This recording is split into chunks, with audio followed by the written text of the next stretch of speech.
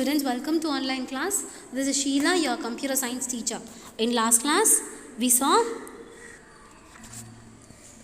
about actual parameters, formal parameters, what is function, how a function call is made. All that we saw in our previous class. Even we saw about call by value. What is call by value? A copy of the data alone will be sent from the calling function to the called function. Yes, that is what is termed as what? Call by value. What about call by reference? In call by reference, what will happen is the address itself will be replaced. If the address itself is replaced, if the address itself is being sent as a calling to the calling statement, to the calling variable, what will happen?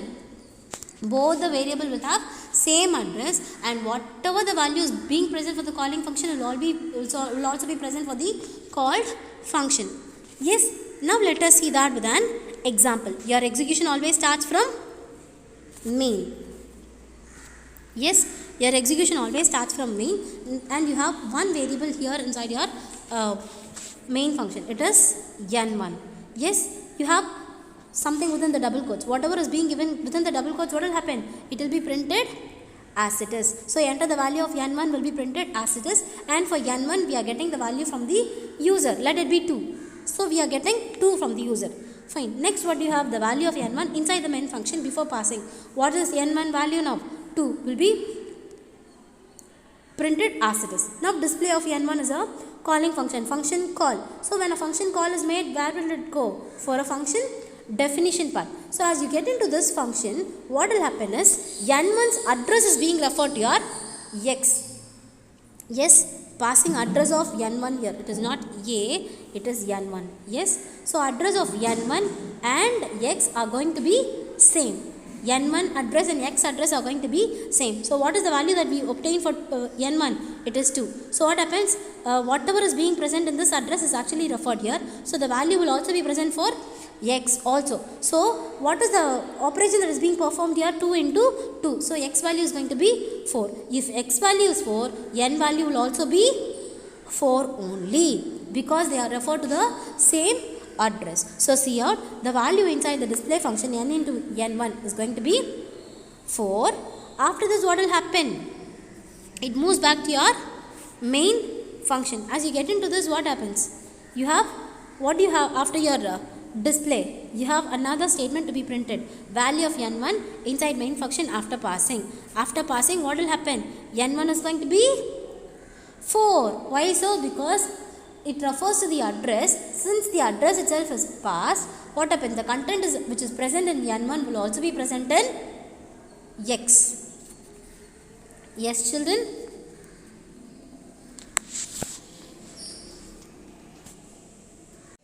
See, you have n1, x.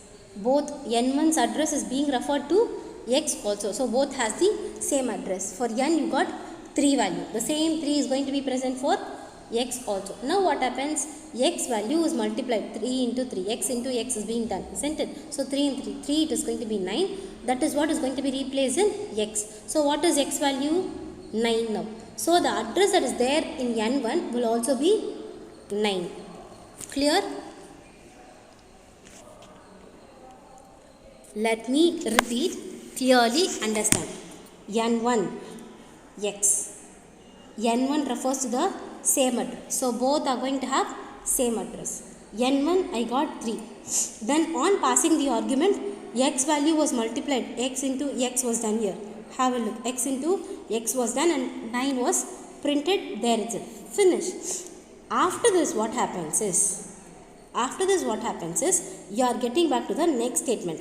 The value of n1 inside the function. Now what will happen is x value, if x value is getting changed, n1 value will also get changed because they have the same address. Yes, but in call by value only the copy of the data will be sent, so it will not change. Clear? Next comes your inline function. See, inline function is very similar to your normal function. What happens is whenever it sees an inline code, inline, what will happen is it will expand the code there itself. Yes, it will make the just see an inline function looks like a normal function in the source file. Just inserts the function code directly into the calling program. Have a look here, you will better understand. See, xyz is being given. Enter the first number. You are just getting the first number now, x, and enter the second number. You are getting the second number, y now. Say for example, let it be 2, 3. X is going to be 2 and y is going to be 3. Add of 2, 3. It is being passed as an what? It is being passed as what? It is passed as an argument. As you get into this part, see, it is being given as inline int add of. So what will happen is, instead of passing there, the code will be extending over here itself. Yes, in this part itself, the code will be extending. So what happens, as you move, this part will be present here. It will not move to that particular place. It will be expanded there itself. See, it happens only for small code. You cannot do it for large code and all. So int add of a comma b. So 2, 3, 2 plus 3, it is going to be 5. Return c. So that is going to be 5 now. Yes, this is how your value works. Fine. Now let us see the different forms of user defined function declarations. A function without return value, without parameter. First is no value, no parameter. Have a look here. Yes, your execution always starts from main. Inside main you have a display function. Getting into the display, this statement will be printed as it is. Am I passing any argument here? No. As well, am I returning any value to the main function? No. So no return type, no arguments. Able to follow what we saw here? Yes. What is actually explained here? Your execution always starts from main. Yes. And moves on to display. In that display itself, the value is being printed. No value is being returned to your main function. So no return and no arguments passed. Next is function with return value and without parameter. You have a return value but no parameters. Let us see an example here. Your execution always starts from main. Yes, your execution always starts from main, and you have display function here. So as you see display, you have a return argument also. Here see, this is your return argument. M is your return argument. Let us move on to the display code now. Display, you have A is equal to 10, B is equal to 5, comma yes. 10 plus 5 it is going to be 15, and the value is going to be returned to your main function. Able to follow? S is being returned to your main function. This S value will be assigned to your M now. What is the S value? 15. That will be assigned to M. And M is printed. This is only termed as return statement, returning a value to your main function. But are we passing any arguments? No. Next, a function without return value, but you have parameters. What it is actually, you have A is equal to 10, B is equal to 45, display of A comma B. So what happens? 50 and 45 is being passed to display. 50 and 45. X plus y. 50 plus 45 is just being added, and 95 will be printed as it is over there itself. Am I returning any value to my main function? No. But am I passing any arguments? Yes. So we have arguments to be passed, but we have no return value. And here a function with return value with parameters. What it is actually the same. A is equal to 45, B is equal to 50. Now we are making a display function, display of A comma B. It will be passing to this. Yes, as it passes here, what will happen?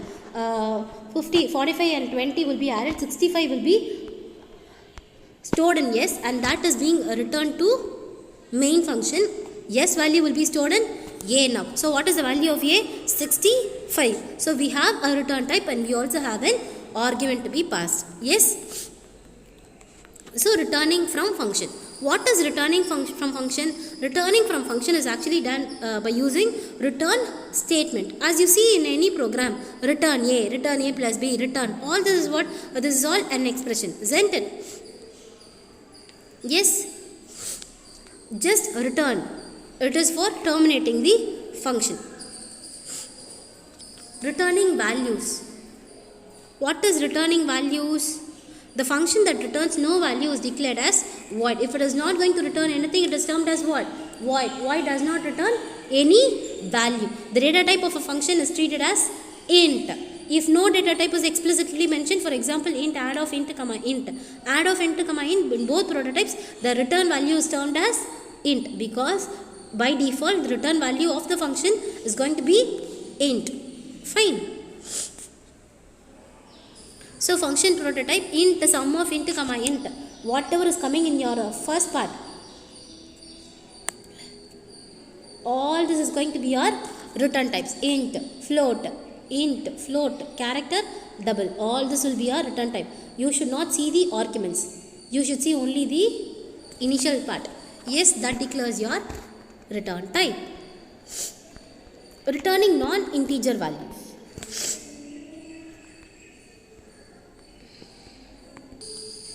A string can also be returned to a calling function. See, your execution always starts from main as usual. Let us move on with that. Yes, a character S of 50. So what happens? You are copying a display to yes. Now get into display. Display is a function that is being called return Chennai. So what will happen? Chennai will be copied to yes. Able to follow? Let me repeat. Clearly understand.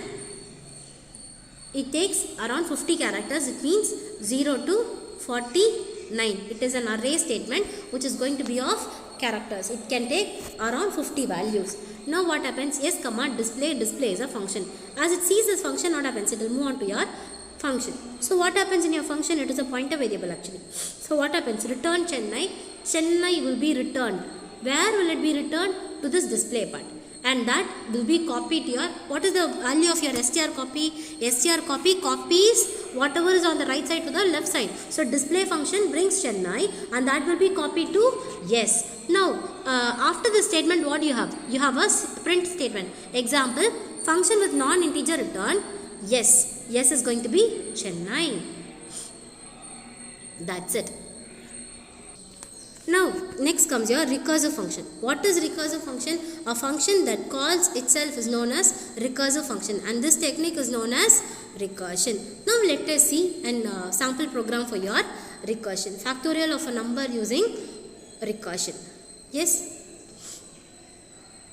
So you have a function prototype. It means we are using a factorial which is going to be of integer type, and it is going to have what argument? Integer argument. Next what happens? Your execution always starts from main. So int number, enter the number to find its factorial will be printed as it is. Now we are getting the number. Let me get a small number 5. Yes, factorial. Factorial of, what is this? Factorial of number will be printed as it is. Number is 5 because we haven't given anything here with the double quotes, isn't it? We haven't given anything with the double quotes. It will be printed as it is. Next factorial of number is a function call. So as you get a call, where you have to go? You have to go to the definition part. Where is definition? It is over here.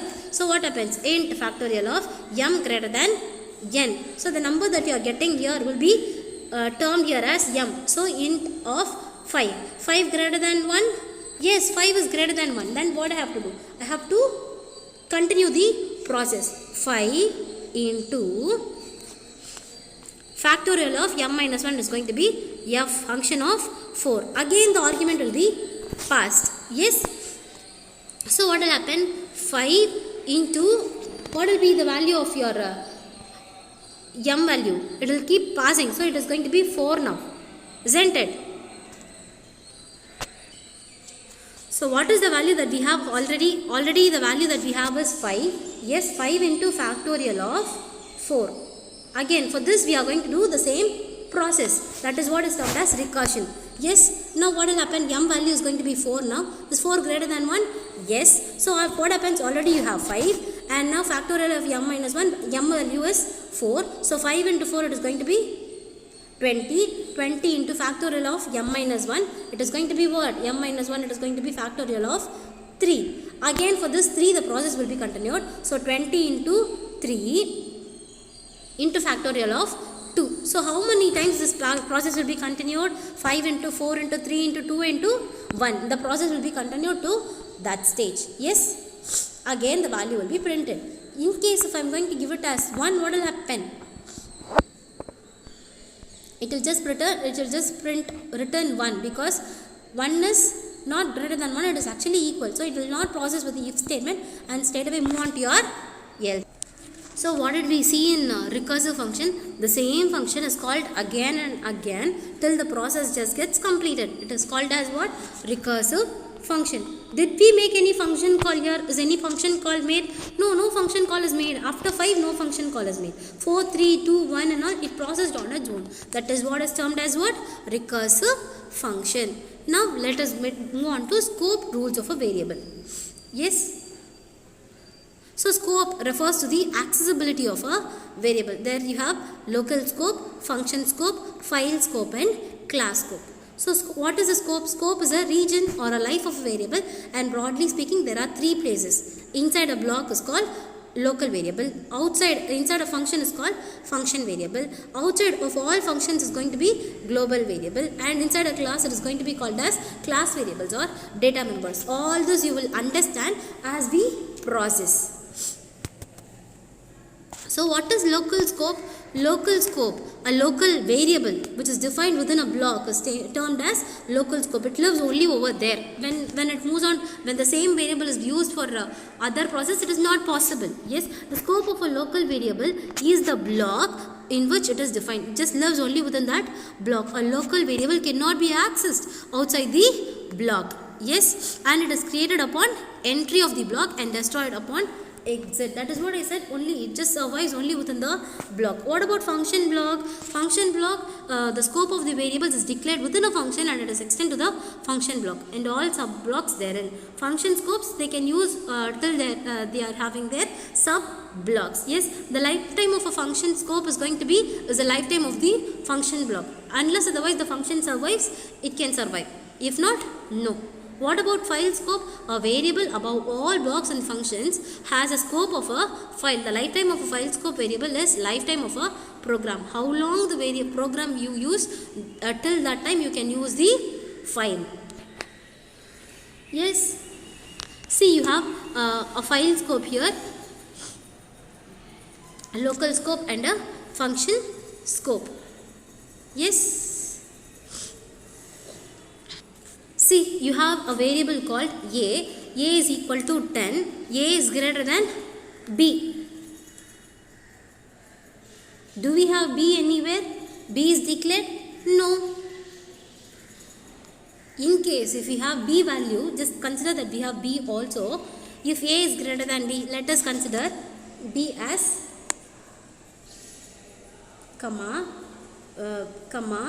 B as 5. Yes, B as 5 now.